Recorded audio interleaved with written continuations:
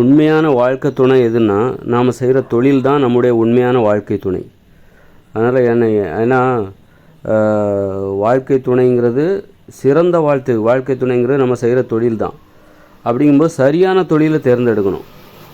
நீ கடைசி வரைக்கும் நீ உயிரோடு இருக்கிற வரைக்கும் அந்த தொழிலை செய்கிறதுக்கு உனக்கு ஆர்வம் இருந்துக்கிட்டே இருக்கணும். அதுதான் சரியான வாழ்க்கை துணை. தொழில் தான் வாழ்க்கை துணைனா அந்த தொழிலை நீ சரியாக தேர்ந்தெடுக்கணும். இப்போ 60 வயசில் ரிட்டையர்ட் ஆகுறாங்க, அதுக்கப்புறம் அவங்களுக்கு தொழிலை செய்யவே விருப்பம் இல்லை அப்படின்னா தொழில் செஞ்சுட்டு இருந்தாங்களா 60 வயசு வரைக்கும், அப்போவே அவங்களுக்கு அதில் வெறுப்போடு தான் அந்த வேலையை செஞ்சுட்டு இருந்திருப்பாங்க. எப்படா 60 வயசாகும் நம்ம ரிட்டையர்ட் ஆகலாம்னு சொல்லிட்டு வெறுப்போடு தான் அந்த தொழிலை செஞ்சுட்டு இருந்திருப்பாங்க. அப்படி ஒரு தொழில் அதான் வாழ்க்கை துணைங்கிறது. அதனால் வாழ்க்கை துணைங்கிறது நீ அந்த தொழிலை காதலிக்கணும். முதல் காதல்ங்கிறதுக்கு எது தெரியுமா? உண்மையிலே அடிப்படையான காதல்ங்கிறது உன் தொழில் மேலே நீ வச்சுருக்கிற காதல் தான். அப்போ உனக்கு பிடிச்ச தொழிலை நீ பண்ணணும். பிடிச்ச தொழிலை நீ பண்ணாதான் அதுதான் உனக்கு சிறந்த வாழ்க்கை துணை. காதலன், காதலி, புருஷன், மனைவி, இவங்க நண்பர்கள், இவங்கெல்லாம் வருவாங்க போவாங்க. ஆனால் என்றைக்குமே நீ ஒரு தொழிலை செஞ்சுக்கிட்டே தான் இருக்க போகிற. இன்றைக்கி தொழில்ங்கிறது இந்த இயந்திர அறிவியல் உலகில் உன்னுடைய படிப்பு, நீ சரியான படிப்பை தேர்ந்தெடுக்கணும். அதாவது என்ன தொழில் பண்ண போறியோ அந்த படிப்பை தேர்ந்தெடுக்கணும். அப்புறம் அந்த தொழிலை நீ செய்ய போகிற. அதுதான் உனக்கு வாழ்க்கை துணை. இப்போ தானே பள்ளிக்கூடம்லாம் வந்தது. அந்த காலத்தில் ஒரு கற்காலங்களில் உலோகங்கள் கண்டுபிடிக்கப்படாத காலங்கள் அல்லது பள்ளிக்கூடங்கள் கண்டுபிடிக்கப்படாத காலங்களில் சின்ன வயசுலேயே வேலைக்கு போயிடுவாங்க. சின்ன வயசுலேயே அந்த குலத்தொழில் அப்படி இப்படின்னு பண்ணி, அது இந்தியாவில் தான் குலத்தொழில்லாம். வெளிநாடுகளில் அவங்க விருப்பப்பட்ட தொழிலை அன்றைய காலத்துலேயே அவங்க பண்ணிட்டு, குலத்தொழில்ங்கிற நடைமுறை வெளிநாடுகளில் இல்லை. வெளிநாடுகளில் அவங்க விருப்பப்பட்ட தொழிலை பண்ணிகிட்டு இருந்தாங்க. அவங்க என்ன தொழில் பிடிக்குமோ அதை பண்ணுறதுக்கான சுதந்திரம் வெளிநாடுகளில் அன்றைக்கே இருந்திருக்கு. அவங்க உழைப்பை தான் நம்பினாங்களே ஒழிய தொழிலை நம்பலை. அவங்க கடின உழைப்பு, அதனால் அவங்க எந்த தொழிலும் செய்ய. நம்ம ஆட்கள் ரொம்ப எளிமையானவங்க, அதனால் அவங்க தொழிலை தான் நம்பினாங்களே தவிர உழைப்பை நம்பலை. வேறு யாரும் அந்த தொழிலை செஞ்சிடக்கூடாது அப்படின்னு சொல்லிட்டு அந்த தொழிலுக்கு அவங்க இதுவாக இருந்தாங்க. ஒரு காப்புரிமை வாங்கின மாதிரி, எழுதப்படாத காப்புரிமை.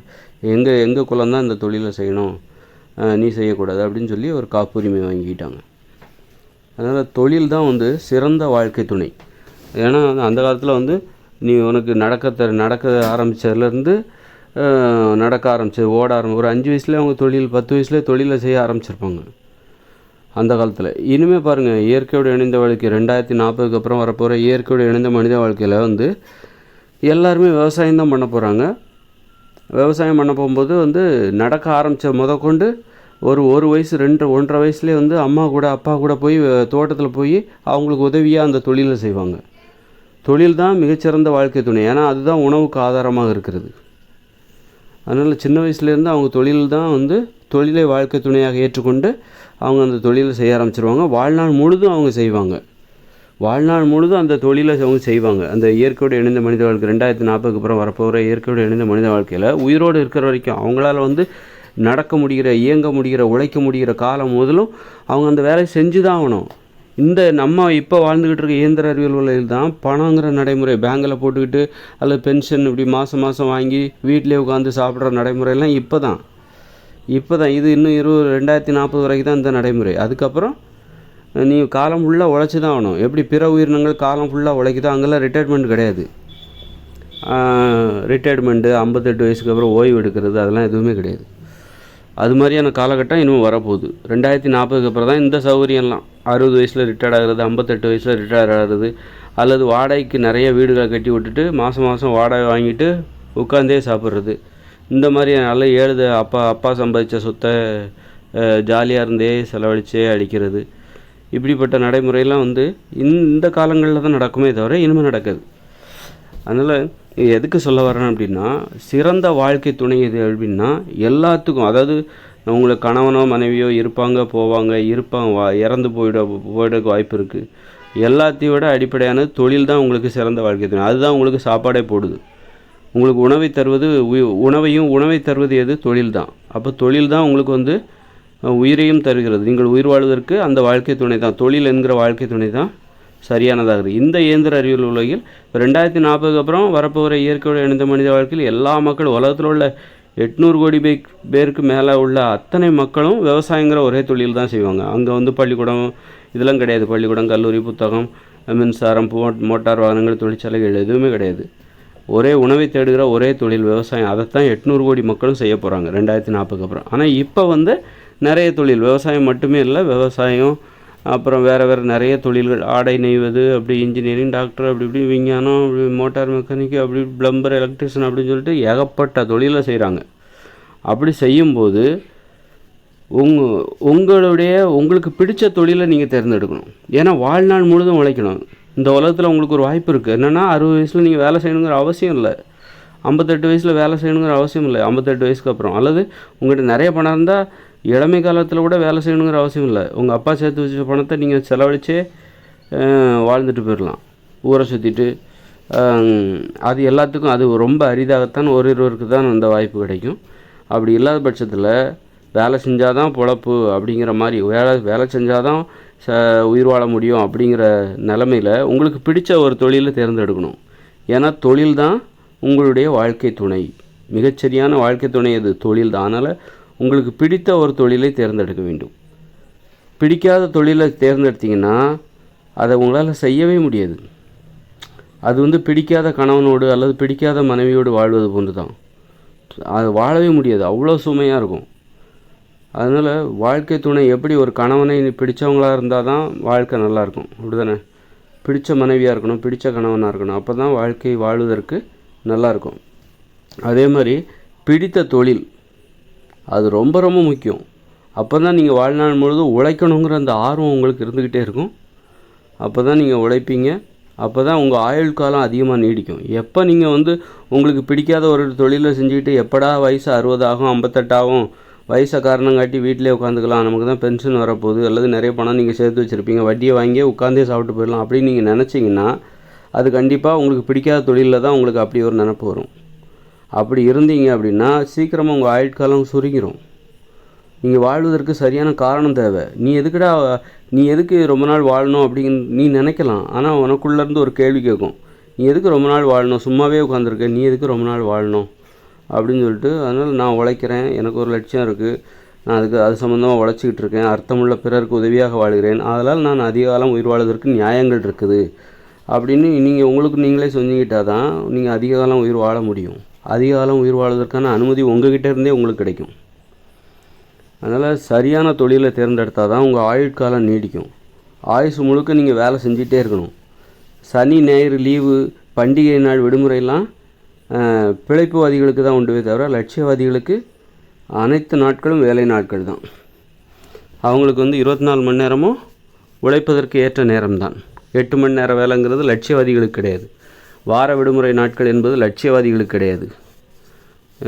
7 நாளும் வேலை நாட்கள் தான். அந்த அளவுக்கு ஆர்வம், ஒரு கடமை உணர்ச்சி, அது வந்து அவங்க பயந்துக்கிட்டோ அல்லது அவங்க வந்து தன்னைத்தானே சித்திரவதைப்படுத்திக்கிட்டோ இல்லை. அது அவங்களுக்கு அவ்வளோ சந்தோஷத்தை தரும். உழைப்பு தான் அவர்களுக்கு சந்தோஷத்தை தரும்.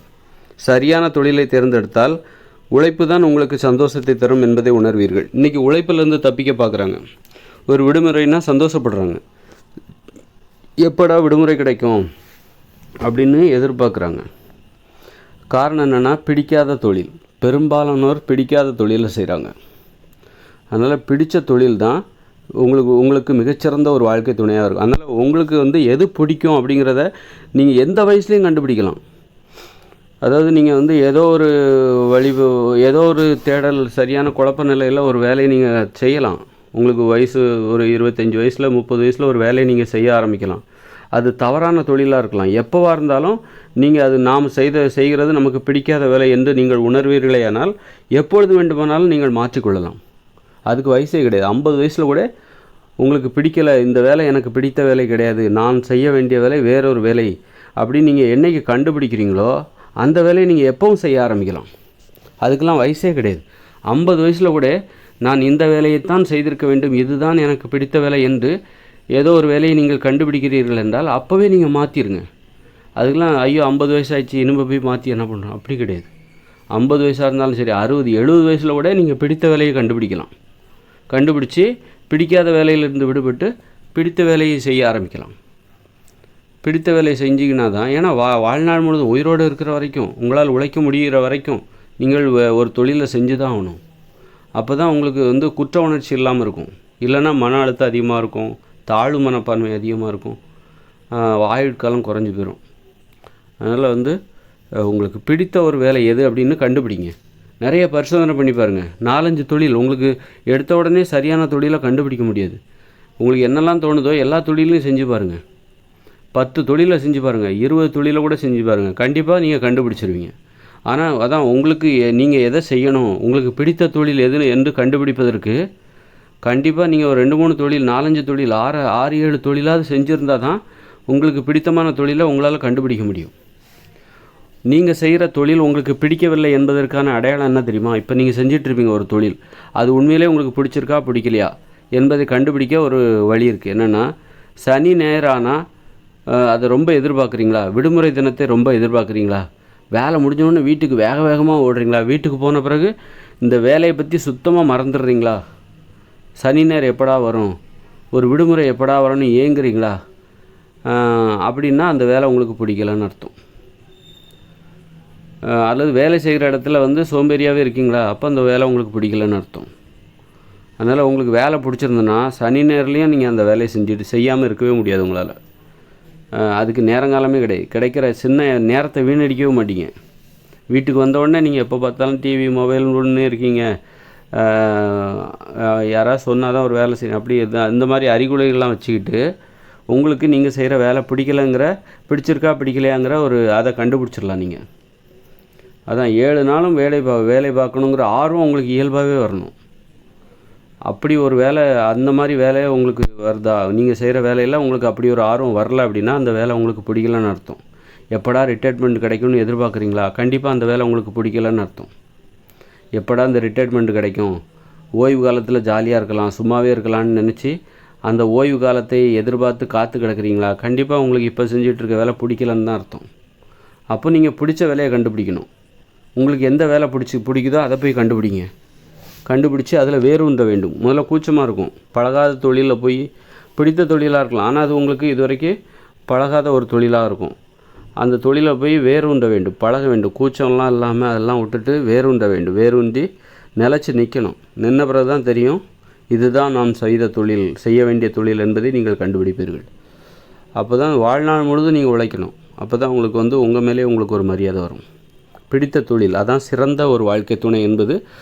தொழில் தான் மிகச்சிறந்த வாழ்க்கை துணை, அதிலும் பிடித்த தொழில் தான் உங்களின் மிகச்சிறந்த வாழ்க்கை துணையாக இருக்க முடியும்.